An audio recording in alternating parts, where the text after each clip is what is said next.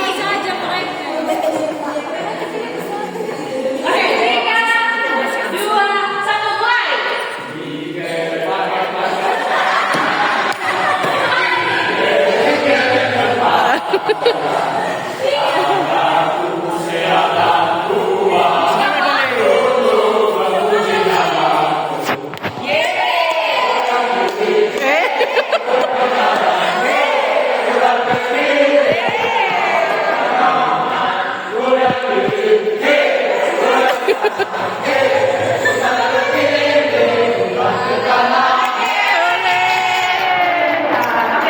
teman-teman. Itu Alkitabku boleh satu, Alkitabku lagi. Iya, di mana?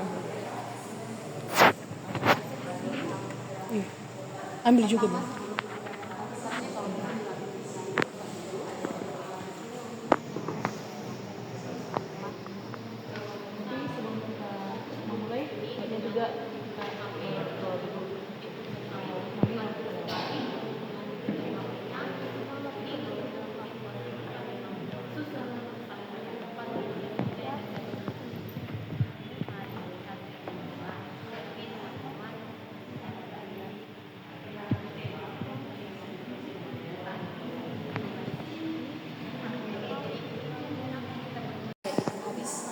Seterusnya teman-teman, kita mendalami setiap ayat-ayat yang terdapat di Mazmur 100 ini, dan kita berdiskusi. Saya berikan waktu 2 menit untuk membahas bagaimana menurut teman-teman pribadi, dan mungkin dari teman kita nanti akan ada pertanyaan dari saya yang berhubungan dengan kehidupan sehari-hari lewat tema kita yang dimana tema kita adalah jadi mungkin yang ini akhir kalau ada kesaksian ataupun pokok-pokok doa yang kebetulan juga tema kita adalah mengaku, bisa kita tulis dan akan kita gantikan bersama-sama dengan doa syafaat.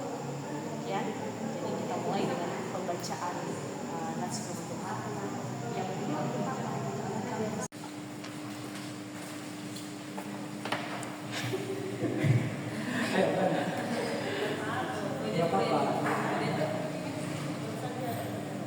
Baik, terima kasih kepada kami untuk satu diskusi kami dalam isi kitab Mazmur pasal 102 ayat 1 sampai 12. Kunci yang kami dapat dalam kitab ini ada dua yang kami dapat, itu masalah dan doa. Semua orang menghadapi semua masalah dalam kehidupan sehari-hari, maupun di sekolah, di rumah tangga, di mana-mana. Ada yang namanya masalah. Menghadapi semua masalah itu tidak ada cara lain selain berdoa. Saya bercerita sedikit ini. Waktu SMP kami punya guru bahasa Inggris. Waktu SMP bahasa Inggris ini saya tidak tahu. Saya kurang tahu. Bahkan saya tidak mengerti, tidak mentranslate arti-arti kosakata. Setiap kali dikasih tugas guru bahasa Inggris ini, saya berdoa kepada Tuhan, semoga hujan besok. Terus saya berdoa, tiba besoknya enggak hujan. Ya Tuhan. Terus tiba-tiba karena enggak jadi hujan, terus saya berubah. Terus berdoa ini, semoga gak hadir dia hari ini. Terus tiba ke sekolah, datang dia juga. Ya Tuhan, semakin bergetar hati.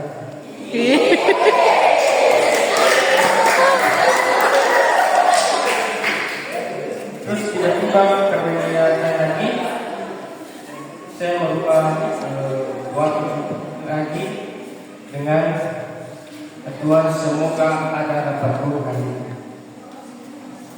Terus gak ada juga. Sampai-sampai masuk lesnya, masuk dalam kelas.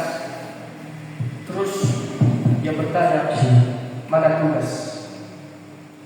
Kami bilang belum selesai. Yang kita ambil dari sini itu, doa itu bukan menghilangkan semua masalah, tapi bagaimana cara kita menghadapi semua masalah itu dalam kehidupan sehari-hari dengan cara berkomunikasi dengan Tuhan, curhat kepada Tuhan agar semua masalah itu dalam hidup kita bisa kita hadapi masing-masing. Mungkin yang itu saja yang bisa saya sampaikan. Terima kasih. Di dalam penderitaan. Tapi dalam konteks ini bahwa bukan dalam penderitaan kita berseru kepada Tuhan, tapi melainkan baik suka maupun duka kita akan tetap berseru dan meminta pertolongan dari Tuhan. Tetapi diingat bahwa meskipun kita dalam situasi terburuk atau memiliki problematika kehidupan, kita tidak akan pernah atau tidak akan berpaling kepada Allah lain selain Allah kita, yaitu Yesus Kristus. Yang kedua, mengungkapkan atau bercerita pada Tuhan secara jujur.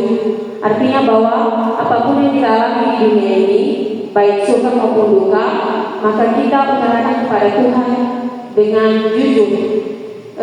Jangan ada yang tersembunyi, karena ketika kita merasa kita mengungkapkannya kepada Tuhan, maka hidup ini terasa tenang, damai, dan Tuhan akan tetap beserta dengan kita.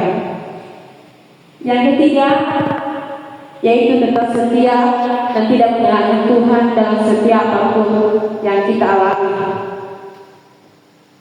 Ketika kita mengalami problematika kehidupan, kita jadikan pelajaran untuk tetap setia dan berpegang teguh akan kesetiaan kepada Tuhan. Ingat, jangan pernah berpaling dan mencari Allah lain. Terima kasih. Berikan tepuk tangan buat kelompok 3. Diskusi kami dari kelompok 4 dalam Mazmur 1 ayat Mazmur 102. Mazmur 102 adalah doa seorang yang menderita dan ingin mencurahkan keluhnya kepada Tuhan. Dia memohon agar Tuhan mendengarkan seruannya dan tidak menyembunyikan wajah darinya. Orang ini merasa lemah dan terbakar oleh kesesakan hidupnya.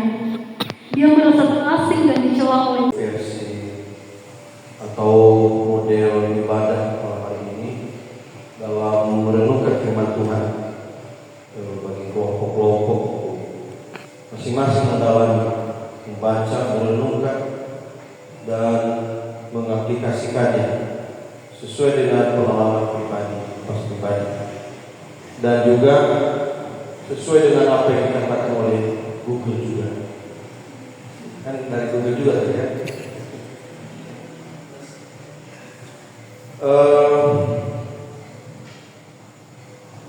Sebenarnya tidak ada lagi Pak, tapi karena kalian minta ya. Nah, tadi udah bagus semua pengalaman tadi si pria doanya minta hujan karena ini.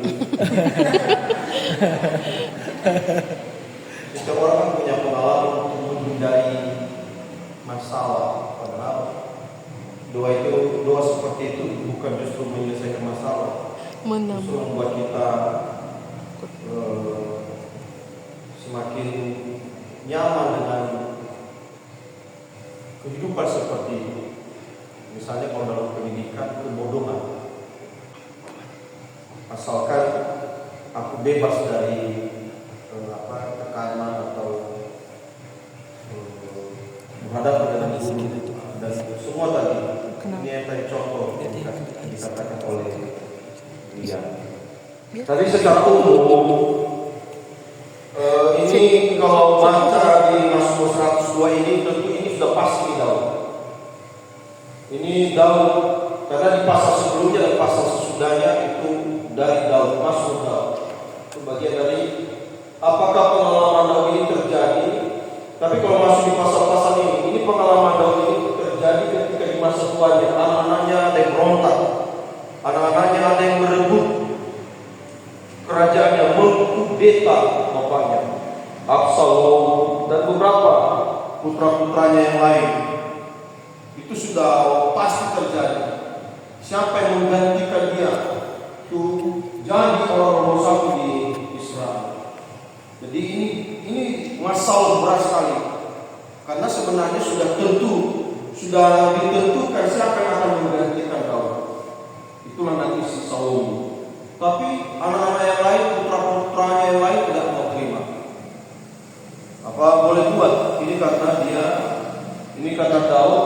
Kedua, ingin menyampaikan pemahaman kami tentang Mazmur pasal 102 ayat 1 sampai 12. Mohon maaf nanti semisalnya penafsiran kami bersama, mohon bimbingannya Tuhan. Kami menangkap dari apa yang disampaikan oleh pemazmur di dalam Mazmur 102 ini, betapa dia menggambarkan kesesakannya, sehingga kami merasakan betapa dia terpuruk melalui perkataan-perkataan dalam doanya, mulai dari ayat pertama sampai ayat ke-12. Dia sampai memohon kepada Tuhan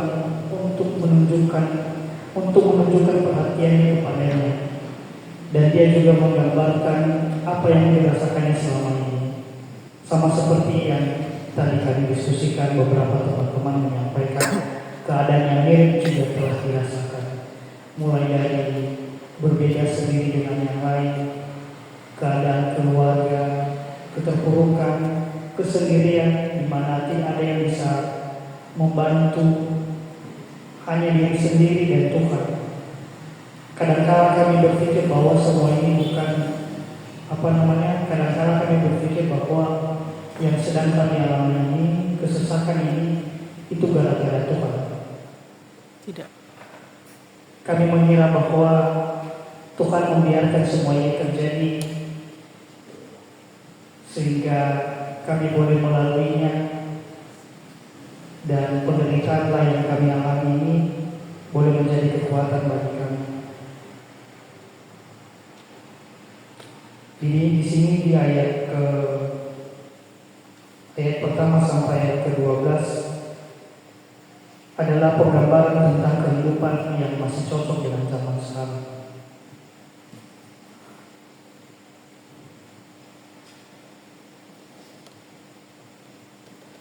Udah.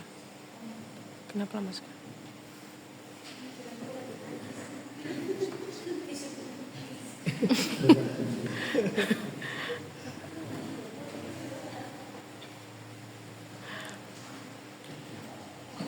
Namun pada akhirnya dari diskusi dengan teman-teman bahwa meskipun kita dalam kesesakan, Tuhan tidak pernah meninggalkan kita. Dia tidak akan meninggalkan kita dan akan mengangkat kita kembali. Dan kami juga belajar berdoa melalui firman Tuhan di Matius pasal 6 ayat 5 sampai 8. Apa yang seharusnya kami lakukan ketika kami harus berdoa. Mungkin demikian. Baik, berikan. Hari ini bukan secara kebetulan, tapi saya percaya Tuhan punya tujuan buat kita semua anak muda.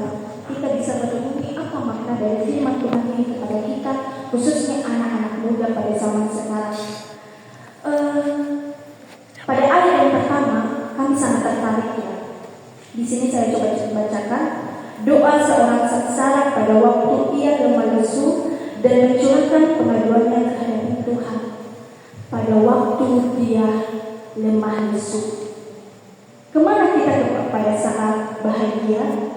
Kemana kita pada saat kita sedang ada yang senang-senangnya?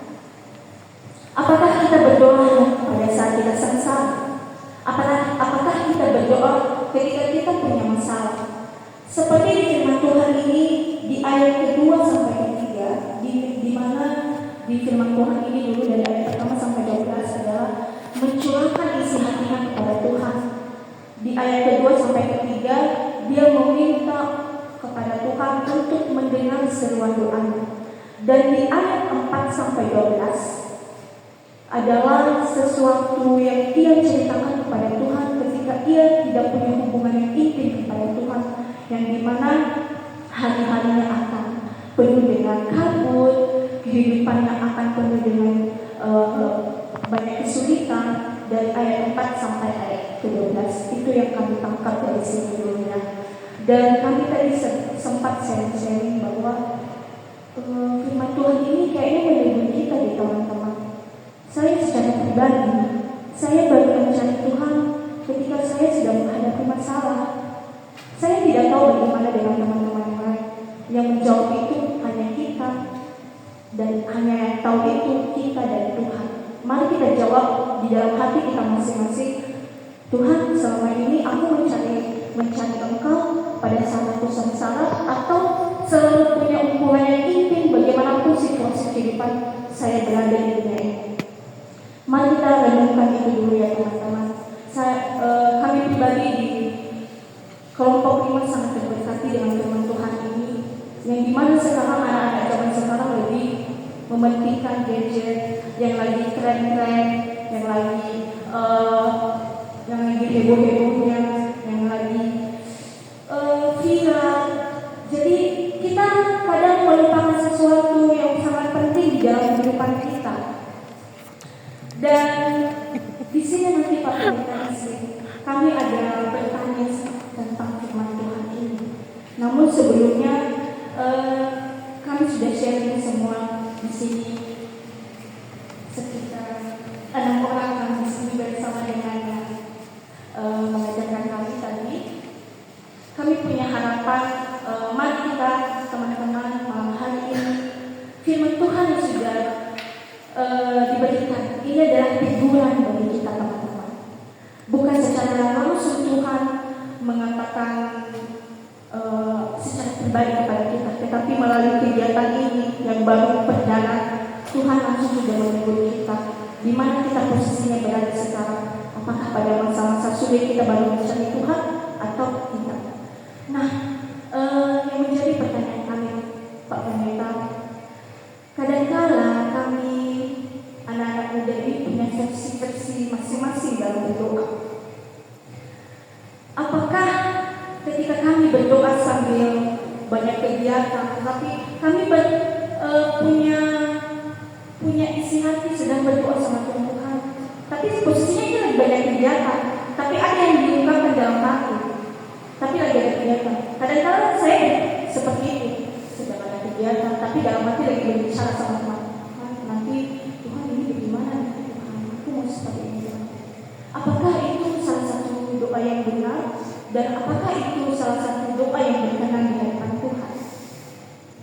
Jadi pertanyaan dan pemilihan kelompok itu seperti kalau kita membentuknya kemarin, nanti dari BB dimulai dari angka 1, 2, 3 dan seterusnya sampai 5. Angka yang sama akan disatukan menjadi satu kelompok dan akan mengambil tempat masing-masing, nanti kita pisahkan.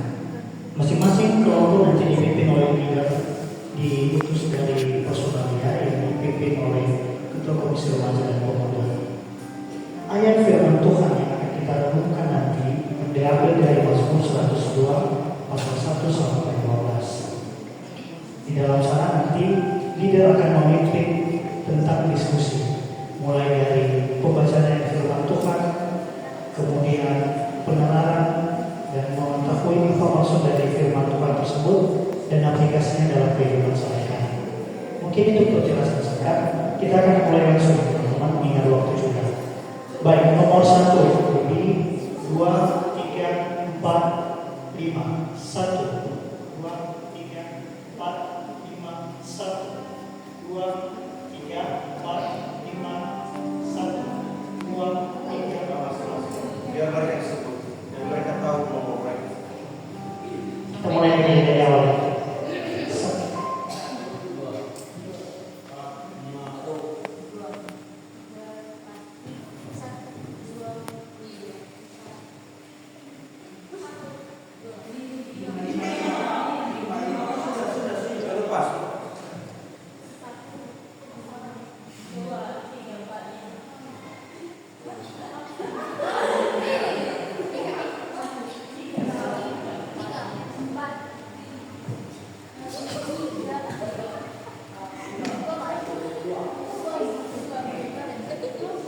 Sudah aman semua kan? Baik.